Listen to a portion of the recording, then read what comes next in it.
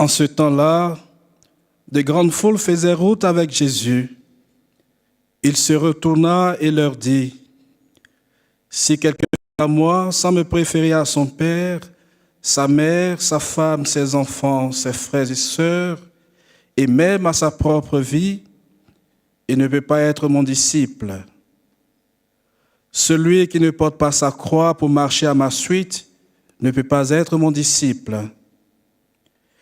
Quel est celui d'entre vous qui voulant bâtir une tour, ne commence pas par s'asseoir pour calculer la dépense et voir s'il a de quoi aller jusqu'au bout?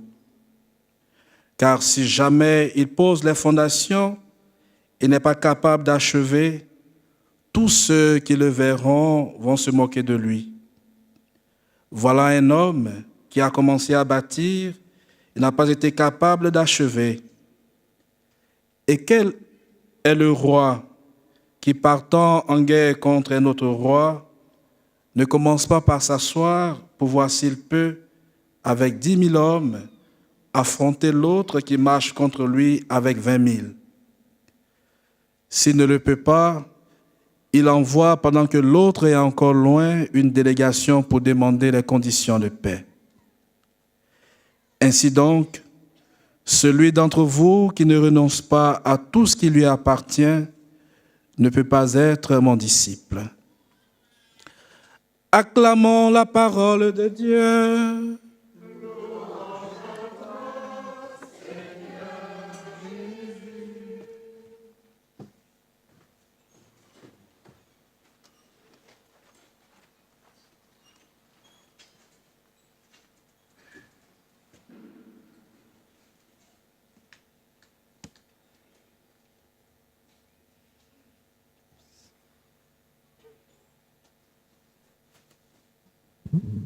Être ou ne pas être mon disciple? That's the question. C'est la question du jour. Être ou ne pas être le disciple du Christ. Qu'est-ce que c'est qu'un disciple, les enfants? Vous savez ça? C'est celui qui suit un maître. Vous connaissez les maîtres et les maîtresses? On ne les appelle plus comme ça, si encore, hein? Mais on les appelle plutôt professeurs des écoles, instituteurs, maîtres et maîtresses. J'ai eu une grande joie, il y a quelques années maintenant, comme évêque, de retourner dans le collège à Strasbourg, collège épiscopal Saint-Étienne à Strasbourg, où j'avais fait toute ma scolarité, collège et lycée. Et j'ai eu la joie de retrouver 2 de mes maîtres. 2 maîtres, je pensais qu'ils étaient morts depuis le temps. Un professeur de français qui m'a aidé à me sortir de mes questions d'orthographe, c'est pas encore parfait, hein, mais... Et puis un professeur de maths. C'est pas encore parfait non plus. Mais il y a dans notre carrière scolaire des professeurs qui nous ont marqués. Et ça a été une grande joie de les retrouver des années après, de rendre grâce. J'avais en quelque sorte été leurs disciples parce qu'ils avaient été des bons maîtres. Eh bien, nous pouvons avoir le meilleur des maîtres, qui est le Seigneur Jésus, qui est le bon Dieu. Alors Jésus nous propose de le suivre, mais il ajoute que celui qui veut le suivre doit commencer par réfléchir, parce qu'il doit prendre conscience des conséquences et des conditions nécessaires pour être disciple. Alors il donne 2 exemples. Le premier, c'est celui d'un homme qui veut construire une tour, il doit commencer par s'asseoir, prendre le temps de calculer la dépense, s'assurer qu'il a les moyens de l'achever. Quand on refait un lycée à Gap ou quand on refait une école à Tallard, eh bien, c'est ce qu'on fait, avec l'aide de tous les bénévoles de l'OGEC, les religieuses, propriétaires, etc. On s'assoit. Parce que si on ne peut pas terminer les travaux, ça va être la grosse moquerie. Et donc, on s'assoit. On a fait la même chose au lot, on a pris le temps pour la prochaine tranche de travaux. On a eu le permis de construire cet été, qui est de remplacer la grande tente du grand podium par une couverture permanente. L'objectif étant, certes, un meilleur confort, mais surtout d'économiser la location annuelle de la tente. Le second exemple que donne Jésus, c'est celui d'un roi qui part en guerre contre son ennemi. Il doit bien réfléchir avant. Et s'il se rend compte qu'il ne peut pas gagner la guerre, il lui faut envoyer un ambassadeur plutôt qu'une armée. Quand on ouvre la télé, la radio, on se dit qu'il y en a quelqu'un qui aurait mieux fait de s'asseoir et de réfléchir. Il y en a plus d'un. Il paraît qu'il y a 70 guerres actuellement dans le monde. On en connaît les plus médiatiques, peut-être les plus terribles, enfin pas forcément les plus terribles, mais les plus médiatiques, en Ukraine ou à Gaza. Et on a une pensée pour tous les enfants d'Ukraine, tous les enfants de Gaza. À Gaza, ils ne peuvent plus aller à l'école. Vous voyez, ils n'ont plus cette chance d'aller à l'école. Ouais. Et puis, Jésus détaille ensuite les conditions pour le suivre, pour être son disciple. Qu'est-ce qu'il faut ? Est-ce qu'il faut donner une part de ses biens ? Est-ce qu'il faut donner une grande part de ses biens ? Jésus est plus radical encore. Celui d'entre vous qui ne renonce pas à tout ce qui lui appartient ne peut pas être mon disciple.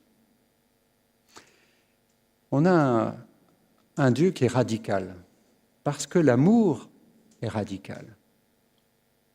Je ne suis pas amoureux à moitié, j'y suis en entier, ou sinon ce n'est pas un vrai amour. Oui. Certains d'entre nous sont appelés à suivre cet appel à la lettre et à tout quitter pour suivre Jésus. C'est une vocation de religieuse et de prêtre. Et nous avons la joie d'en avoir au sanctuaire du Lot. Très belle vocation et, chère famille, très beau cadeau quand ça arrive dans une famille. Quand Dieu appelle l'un de nos enfants à devenir prêtre ou religieuse. Vous savez qu'à l'arrière de la basilique, vous avez la chapelle et puis le sas d'entrée qu'on a transformé en chapelle pour les vocations. Et vous avez des prières que vous pouvez prendre, vous pouvez prier. Prière du jeune pour sa propre vocation, parce qu'il y a un âge où on se dit « à quoi Dieu m'appelle ?»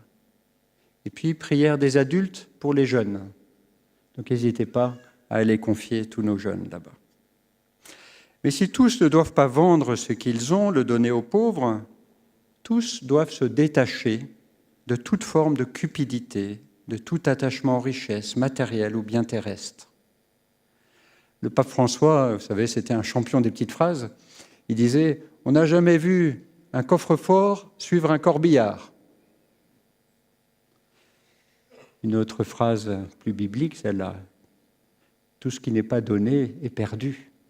Tout ce qui n'est pas donné est perdu, sera mangé par les mythes. » Le début de notre évangile est aussi radical. Celui qui ne porte pas sa croix pour marcher à ma suite ne peut pas être mon disciple. Alors l'auteur du livre de la sagesse, et on le comprend, s'interroge. Quel homme peut découvrir les intentions de Dieu ? Qui peut comprendre les volontés du Seigneur ? C'est bien compliqué ce que nous dit Jésus.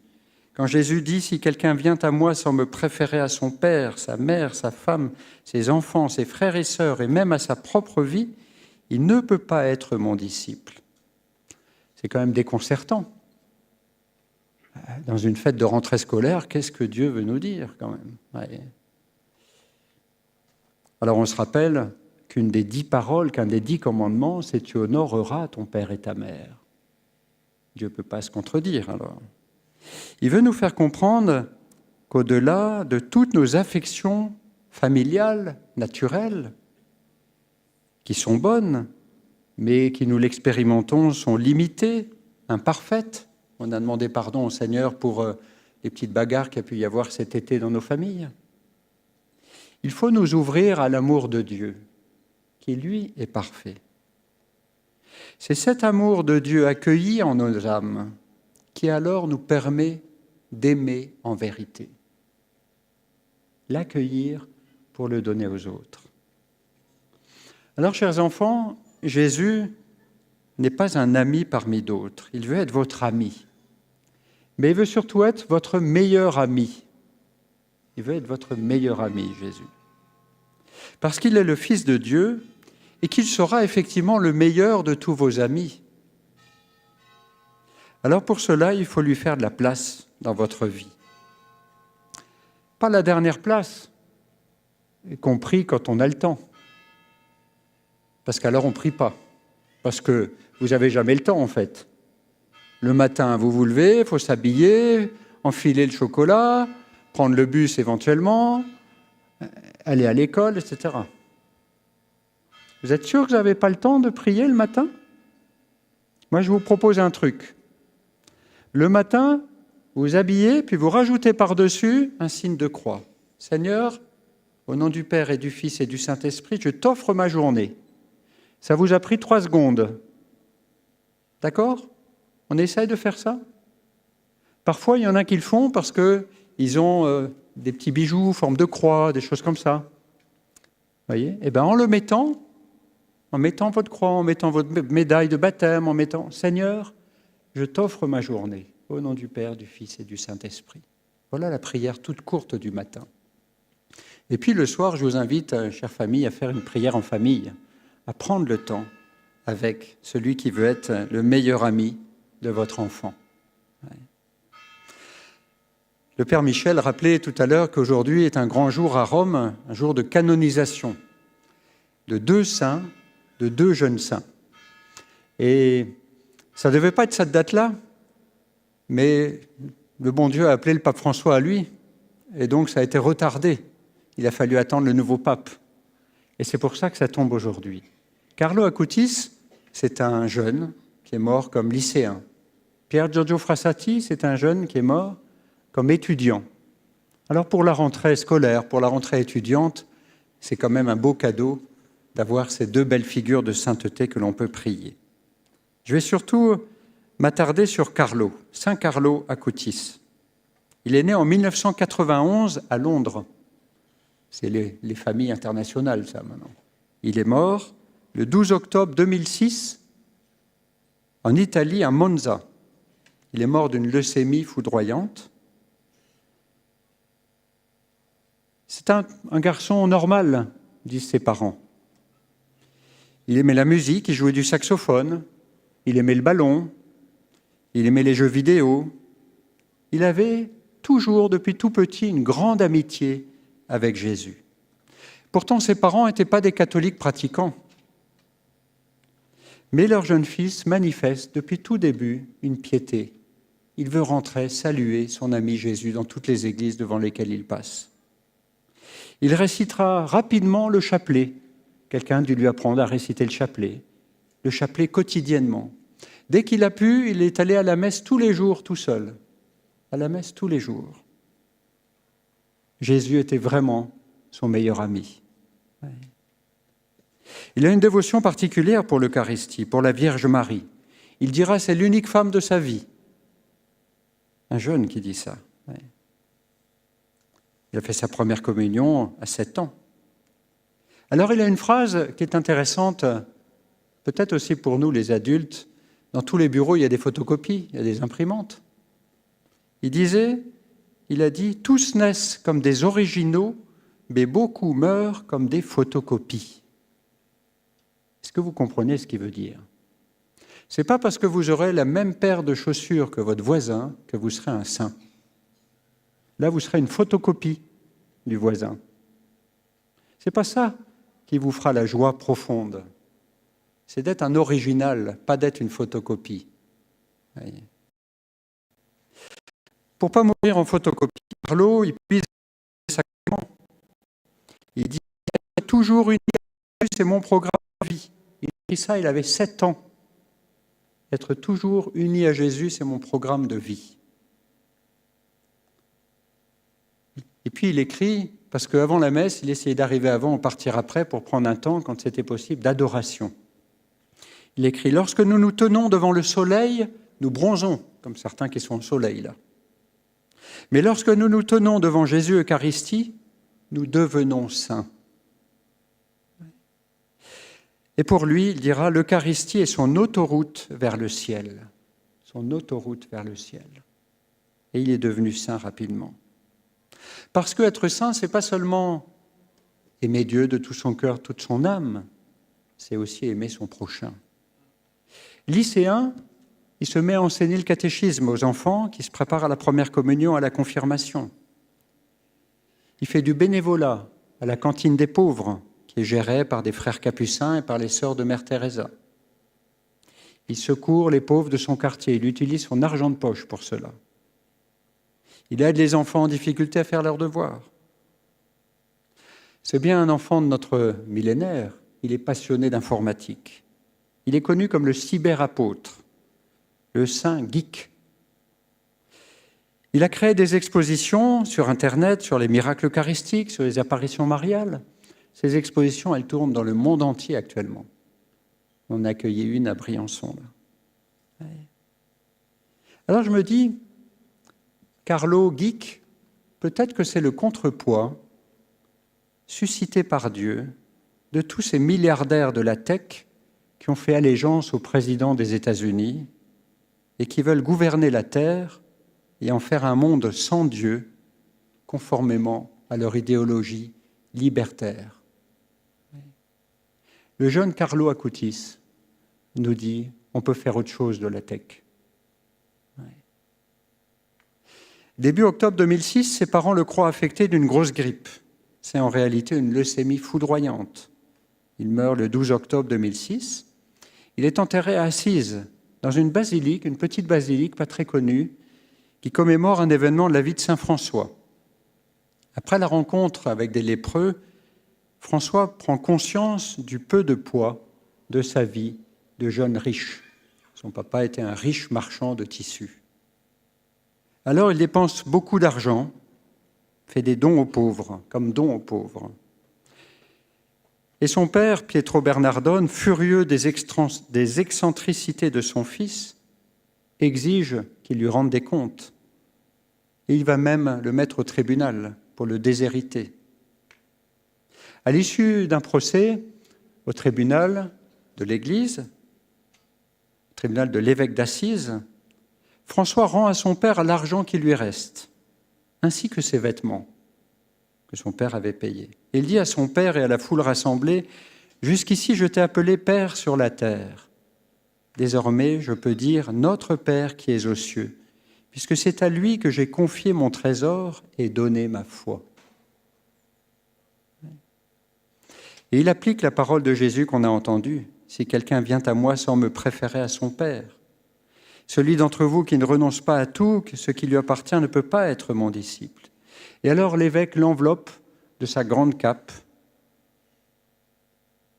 François d'Assise, Carlo Acutis, ce sont deux vrais disciples de Jésus.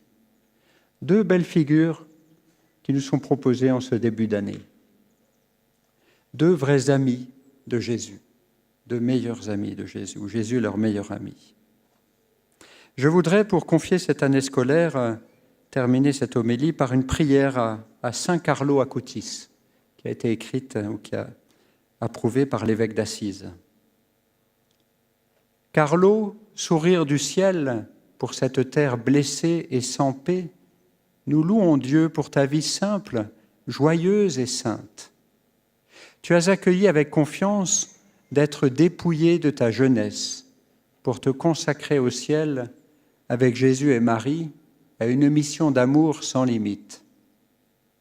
Reposant avec ton corps mortel à l'endroit où François d'Assise s'est dépouillé de tout bien terrestre, tu cries avec lui au monde que Jésus est toute notre joie. Jeune homme plein de rêves, attiré par la nature, le sport, Internet, mais plus encore ravi par le miracle de Jésus réellement présent dans l'hostie sainte, aide-nous à croire qu'il est là, vivant et vrai, autoroute mystique qui conduit au ciel. Et apprends-nous à le contempler avec Marie dans les mystères du Saint-Rosaire. Explique-nous, Carlo, qu'au-delà des modes, seul Jésus, en nous initiant à lui, fait de nous des originaux et pas des photocopies, vraiment libres. Obtiens-nous de pouvoir le rencontrer en toute créature, mais surtout dans les pauvres, afin que l'humanité soit plus juste et plus fraternelle, riche de beauté et d'espérance, à la gloire du Père, du Fils et du Saint-Esprit. Amen.